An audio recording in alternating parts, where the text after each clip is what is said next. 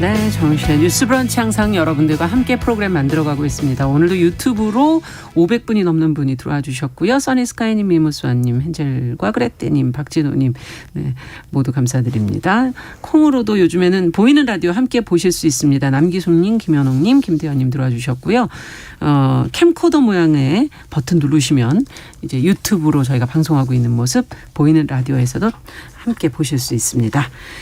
자, 금요일에 항상 첫 코너 주간 똑똑똑으로 문을 엽니다. 청년 여성의 시각으로 다양한 주제 다뤄보고 있는데요. 오늘도 두 분 어김없이 자리해 주셨어요. 개관올레 이진성 편집장 안녕하세요. 안녕하세요. 네, 그리고 청소년 페미니스트 네트워크 위티의 양재 활동가 안녕하세요. 네, 안녕하세요. 자, 오늘 수능 시험 얘기를 좀 해보겠습니다. 입시 얘기를. 두 분은 그래도 끝난 지가 얼마 되지 않아요.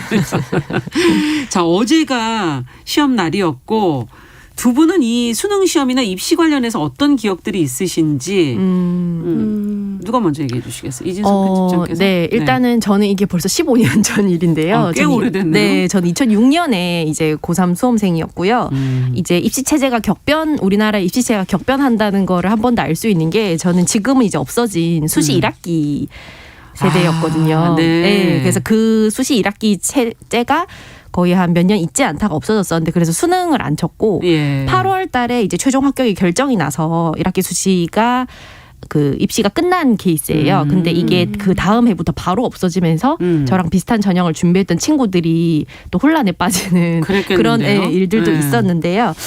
저희 같은 경우에는 가족들이 좀 대가족인데 외가 쪽 친척들이 줄줄이 한 살씩 차이가 나요. 그래서 거의 10년 넘게 계속 매년 수험생이 있고 와. 지금 저희가 동생이 2명 있는데 그 동생 2명도 어제 수능을 쳤거든요. 마지막 순서예요? 네. 한 명 더 있습니다. 그래서 내년이 돼야만 이 길고 긴 모든 집안의 이제 분위기가 그 수험생 한 명에게 약간 집중되는 그렇죠. 그런 분위기를 보면서 입시라는 게 정말 여전히 한국 사회에서 되게 큰 이벤트구나라는 10년 생각을 전이나 지금이나 네, 좀 많이 했습니다. 똑같다. 네. 네. 어떠세요, 양재 활동가께서는?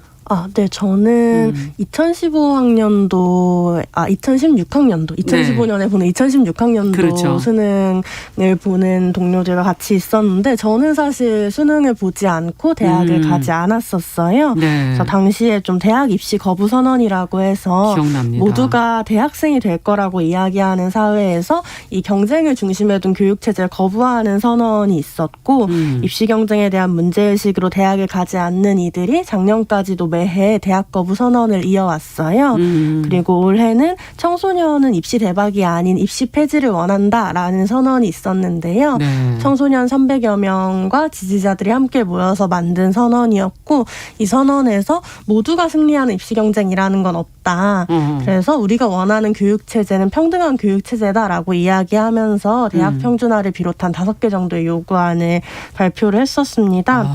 네, 그래서 사실 저는 대학 거부 선언을 하면서는 입시 경쟁을 다 없애버리겠어라는 엄청 대단한 영웅적 심리라기보다는 그냥 하루하루 입시를 해야 하는 시간들이 힘들고 다른 이들이 어떻게 버티는지 잘 모르겠고 나는 버틸 수 없을 것 같다. 그렇죠. 대학에 안 가는 게 더 나의 정서적 건강에 좋을 것 같다라는 생각이 들어서 좀 그런 결정을 했던 것 같고 그래서 대학을 가지는 않았지만 주변의 친구들이 입시를 하는 걸 보면서 또 되게 초조해하는 걸 보면서 그냥 그 절망이 너무 내 절망인 것 같고 이러했던 생각이 나요. 그래서 수능 끝난 친구랑 저녁을 같이 먹고 서로 체해서 집에 돌아갔던 기억이 납니다. 이야, 정말 그 말이 이해가 되네요. 그만큼 신경을 곤두세우고 있었기 때문에 앞서 이제 대학 거부 선언과 더불어서 우리 입시 제도라든지 고등학교의 그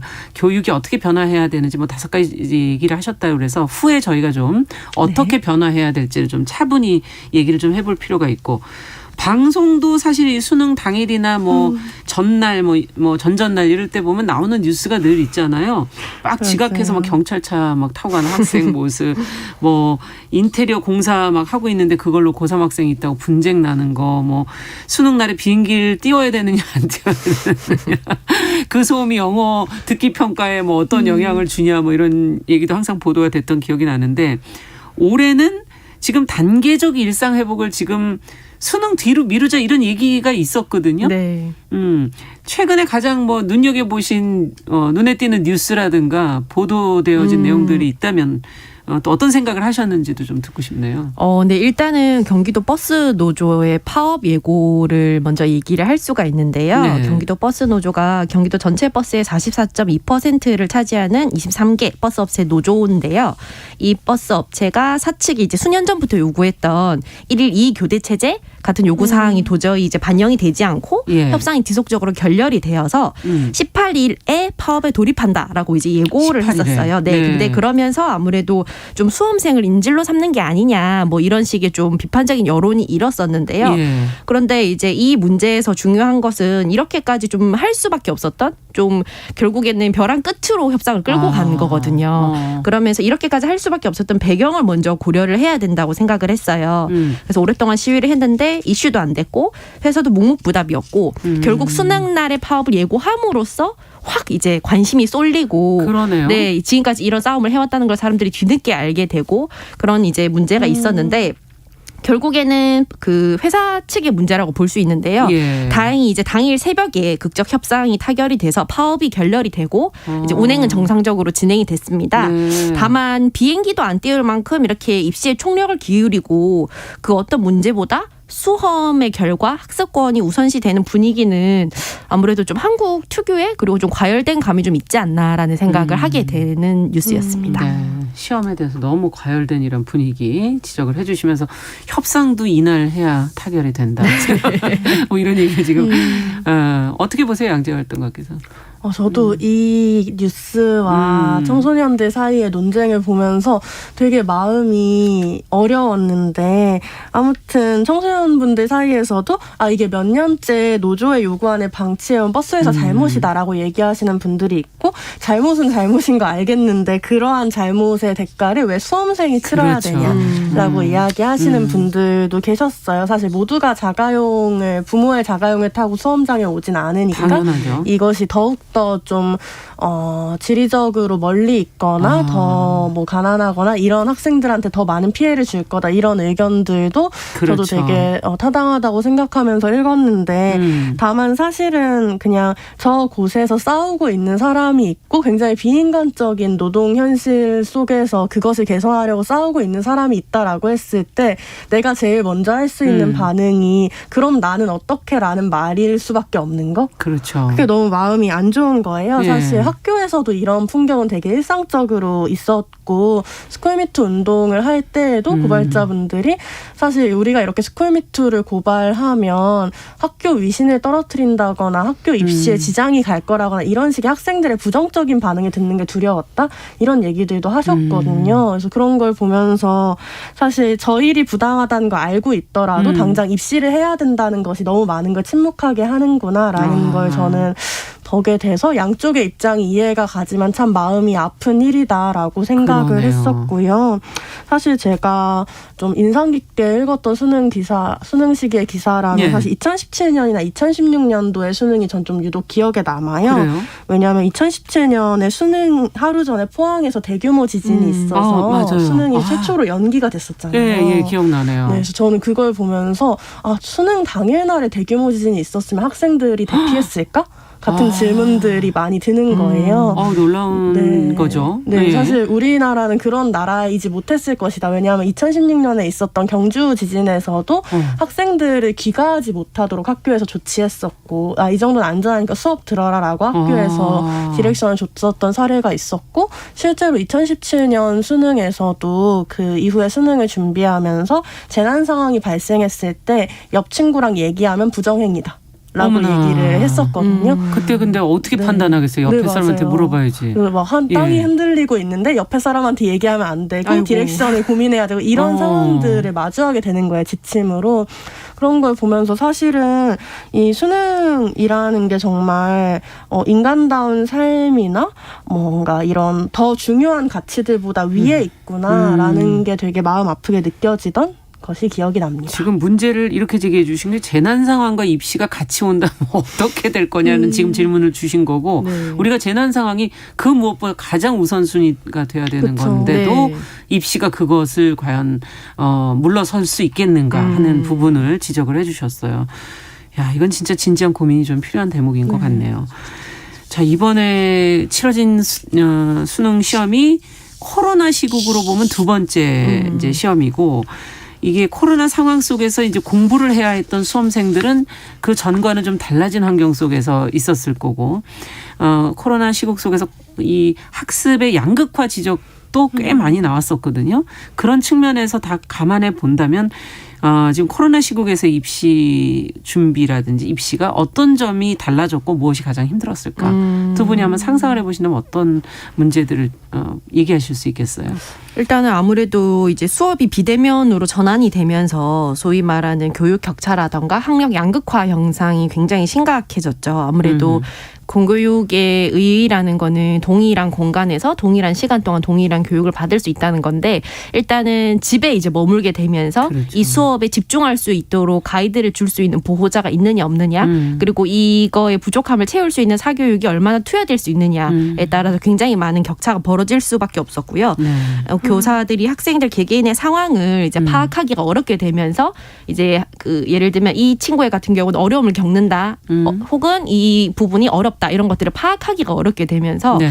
아무래도 좀 중하위권 학생들이 굉장히 많은 어려움을 겪었다라는 분석이 많이 있고요. 예. 사교육의 비중이 더 커진 것도 있고 그리고 학교생활 기록부를 채울 만한 활동을 하기도 어려워서 그렇죠. 이전에 있던 입시 가이드라인 같은 것들이 소용이 없게 되는 예, 그런 공백의 문제도 좀 있고요. 문화적인 변화로는 이제 학생들이 태블릿 PC 등으로 공부를 하게 되면서 이제 훨씬 더 디지털 문명에 가까운 세대였는데 더더욱 이제 종이보나 패드를 더 익숙하게 쓰게 된다거나 이런 식의 좀 변화가 있습니다. 네. 양재 활동가께서는 또 어떻게 보세요?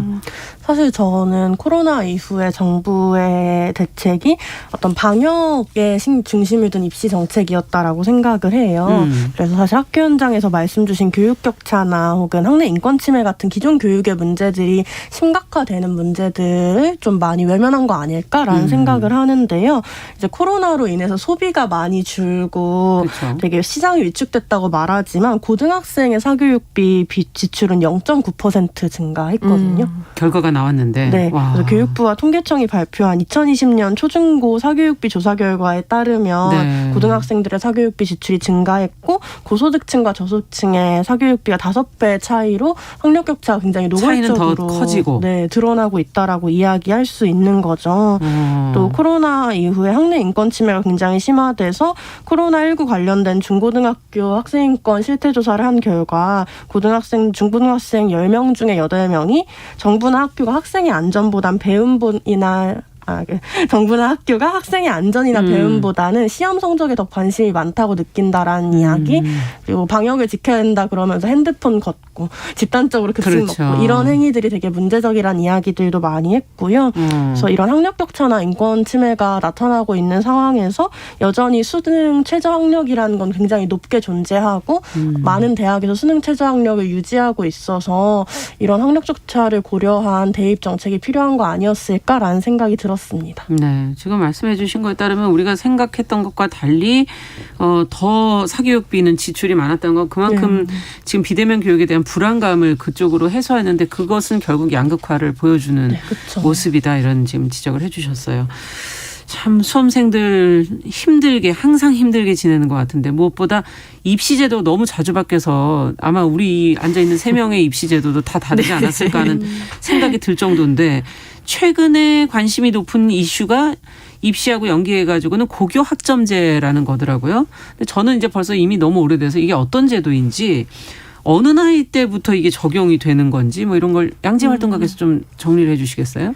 네, 고교학점제는 학생들이 진로에 따라 다양한 과목을 선택해서 이수하고 누적 학점이 기준에 도달할 경우에 졸업하는 제도인데요. 네. 좀 쉽게 말하자면 대학교랑 굉장히 비슷하다. 그래서 필수적으로 들어야 될 과목들이 정해져 있고 자기가 선택할 수 있는 과목이 또 따로 있는 이런 방식으로 구성이 돼서 일반 학교의 경우에는 지금부터 2025년까지 단계적으로 확대해서 2025년에는 모든 일반 학교가 이렇게 하겠다. 고교학점제 교육학점제 도입하는 거고요. 당장 내년부터 전국 고등학교의 84%가 고교학점제 시범 학교로 운영이 된다라고 합니다. 대부분이네요. 84%면. 네. 현실화되어 가고 간다. 있고 이제 점점 더 반에서 앉아서 똑같은 반에서 똑같은 수업을 듣는 학교라는 모습은 더 사라지는 거네요. 찾아보기 힘들게 되겠죠. 그러면 반으로 찾아가는 겁니까? 자기가 듣는 수업으로? 네, 그렇게 찾아가는 수업도 있고 반만이 아니라 학교를 이동해서 내가 듣고 싶은 학교 수업이 다른 학교에 있으면 그 학교에 가서 수업을 듣는 경우들도 생길 수 있다라고 이야기를 합니다. 네. 그러면 지금 이런 교육과 입시제도 변화에 대해서 늘 뭐 좋지 않은 목소리들이 많이 나오잖아요. 뭘 또 바꾸나 뭐 큰 차이가 없는데 뭐 이런 얘기들도 하시는데 근본적인 대책이 아니다 이런 지적들도 하거든요. 어떻게 보세요, 이 문제를? 사실은 항상 이 얘기를 할 때 근본적인 변화가 필요하다라고 하는데 도대체 근본적인 변화가 뭔지에 대해서도 저도 좀 생각을 해봤는데 최근에 입시를 둘러싼 여러 가지 이슈들을 보다 보면은 이런 입시 제도를 떠받치고 유지하는 어떤 신화적인 믿음이 있다는 생각이 들었어요. 뭘까요? 학창 시절의 학업 성취가 평생의 계층을 결정하고 또 그래야 한다고 믿는 어떤 굳건한 그 믿음이 있더라고요. 왜냐하면은 그 친구들은 학창 시절에 열심히 했기 때문에 그에 응당한 보상을 받아야 한다라는 이상한 명제에 다들 동의를 좀 하고 있는데 공부를 잘한 거는 그냥 그 사람의 개인적인 성취고 그렇죠. 그 사람한테 좋은 거거든요. 예. 그래서 사회가 그거를 보상해줄 의무가 있다거나 남들이 그걸 알아봐주고 막 와 대단하다 이렇게 해줄 필요가 없는 건데 사회로 나오면 그게 없어지잖아요. 그렇죠. 예. 그런데 항상 뭔가 이 공부를 잘한 것에 대해서 학창 시절에 공부를 잘한 거에 대해서 이게 당연하게 높은 사회적 지위와 고소득이 주어져야 한다라고 믿고 있고 그것을 지키기 위해서 많은 사회적 구조가 되게 이상하게 일그러져 있다는 생각을 많이 하거든요. 그래서 이런 거에 대해서 다시 한번 과연 이 공부라는 게 뭔가에 대해서 같이 좀 생각을 해봤으면 좋겠다라는 생각을 했습니다. 그래도 예전보다는 이 지금 말씀해 주신 이런 신화적 믿음이 조금씩은 깨져가고 있는 거 아닌가. 지금 뭐 아무리 좋은 대학을 나온다고 좋은 직장을 갈 수 있는 그 구조가 많이 흔들리고 있지 않나 이런 생각도 드는데 어떻게 보세요? 네, 그쵸. 뭐 개천에서 용난다라고 말하는 것처럼 막 공부해서 노력하면 다들 서울대 갈 수 있고 서울대 가면 다들 좋은데 취업할 수 있고 이런 신화들이 많이 무너진 건 맞죠. 근데 그것이 무너진 배경은 기본적으로 개천에서 용날 수 없다. 이 사실 그냥 사람들은 절망인 겁니까? 그냥 열심히 노력하면 학업 성취를 좋게 이룰 수 있다라고 생각하지만 사실은 이 맞아요. 공부라는 것이 되게 한편으로 배경이 되게 중요하잖아요. 사실 부모의 사회경제적 지위가 자녀의 입시 성과에 얼마나 영향을 미치냐는 굉장히 많은 연구 결과들로 나와 있는 사례들인 것 같고요. 그런 의미에서 이 개천에서 용난다 자체가 무너졌고 이 학력 격차가 선명하다는 걸 모두가 알고 있지만 그럼에도 입시라는 구조를 포기하기 어려워하는 현실이 좀 있는 것 같고요. 저는 그래서 사실 고교학점제가 그런 면에서 대학 입시를 중심으로 하는 게 아니라 개개인의 진로나 개개인의 성취를 목표로 하고 있다는 것, 좀 상대평가가 아닌 절대평가를 하고 있다는 절대평가의 형태를 취하고 있다는 점에서는 조금 긍정적으로 보는데요.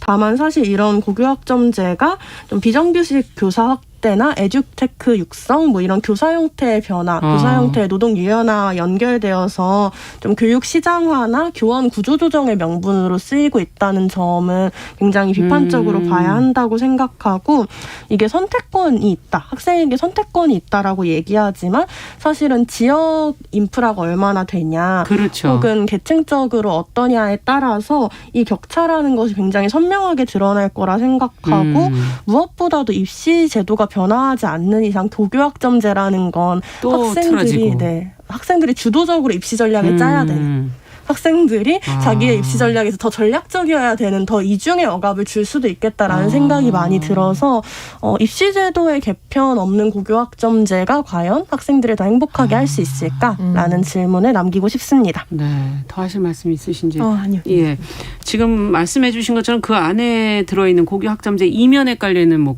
그 교사 노동의 어떤 유연한 문제라든지 여러 가지 복합적인 문제들도 같이 고려를 좀 해봐야 될 것 같네요.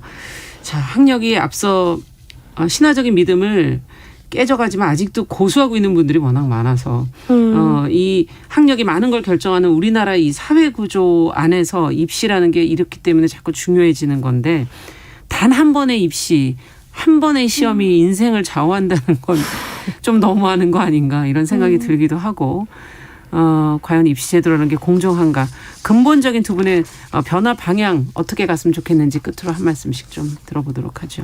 네. 사실은 입시가 항상 경쟁을 통한 선발 제도로만 이루어지는 게 아니고 그게 유일한 방식은 아니고요. OECD 국가의 그 고등교육 진학 방식이 개방적 허가 제도와 선발적 허가 제도가 있는데 저희 같은 경우에는 선발적 허가 제도를 채택을 하고 있거든요. 예. 그런데 개방적 허가 제도 같은 경우에는 선발 절차 없이 특정 교육을 이수하면 입학 자격을 부여하는 제도예요. 그렇기 때문에 꼭 이렇게 우리가 경쟁을 통해서 내가 누구보다 잘나야만 하고 대학에서 나를 뽑는 것이 당연한 것만이 유일하거나 당연한 입시 체제가 아니라는 거 이런 가능성에 대해서 같이 좀 생각을 해보는 시간이었으면 합니다. 네, 그러니까 선발된 건 학교에 그렇게 선발되는 형식이고 개방은 열려 있는 거니까 네. 지원하면 가능하다 이런 얘기인가요? 네네. 인원 제한이 있는 곳도 이제 그 플랫폼을 통해서 조율을 해서 원하는 학생들이 그 원하는 교육을 받을 수 있도록 조율을 하는 시스템이거든요. 예, 네. 꼭 선발하는 그런 형태가 아니어도 가능하다. 네네. 네. 양지혜 활동가께서는 또 어떤 하실 얘기가 많으시겠지만. 네, 제가 오늘 유독 말을 많이 한 라디오인 아니, 것 오늘 같은데요. 하셔야 됩니다. 사실 많은 사람들이 똑같은 기준으로 경쟁해서 가장 잘하는 사람을 뽑아야 성과가 제일 높을 거라고 생각하지만 사실 우리 사회는 나날이 다양한 사람들이 각자의 재능과 각자의 분야에 맞게 활동을 해야지 더 좋은 성과를 얻을 수 있다는 점을 깨닫고 있는 것 같아요. 그런 의미에서 이 수능이라는 하나의 기준으로 사람을 줄 세우는 평가 방식이라는 건 이미 너무도 구시대적인 것이 되었다라고 그러네요. 저는 생각하고요. 사실 대학 입시라는 건 이후의 삶들과도 굉장히 연결되어 있잖아요. 사실은 대학이 이런 계층을 재생산하고 더 좋은 일자리를 얻기 위한 도구가 되는 것이 아니어야 한다. 그래서 대학 입시 제도를 바꾼다는 것은 우리가 더 좋은 일자리를 찾기 위해 경쟁하는 것이 아니라 각자가 하고 싶은 일과 활동들을 진지하게 고민해 나가는 과정이 가능한 사회를 만드는 것이고 그것은 노동과 소득 사이의 연결고리를 끊는 그러니까 좋은 일자리를 얻어야만 좋은 생존을 할 수 있다라고 이야기하는 사회를 끊는 일이고 그래서 사실 결과적으로는 보편적 권리로서 교육권도 보장되어야 하고 소득에 대한 권리도 보장되어야 한다라고 생각해요. 그래서 이런 입시 폐지와 함께 기본소득과 같이 좀 평등한 불평등을 만들 수 있는 좀 정책들이 동반되어야 한다고 생각합니다. 네, 근본적인 부분을 두 분이 좀 지적을 해주셨습니다. 주간 똑똑똑 청소년 페미니스트 네트워크 BT의 양지혜 활동가 개관올레 이진송 편집장 두 분과 함께 수능 입시제도에 대한 이야기 해봤습니다. 말씀 잘 들었습니다. 감사합니다. 감사합니다. 자, 정은실의 뉴스 브런치 1부 마치고 잠시 후에 돌아오겠습니다.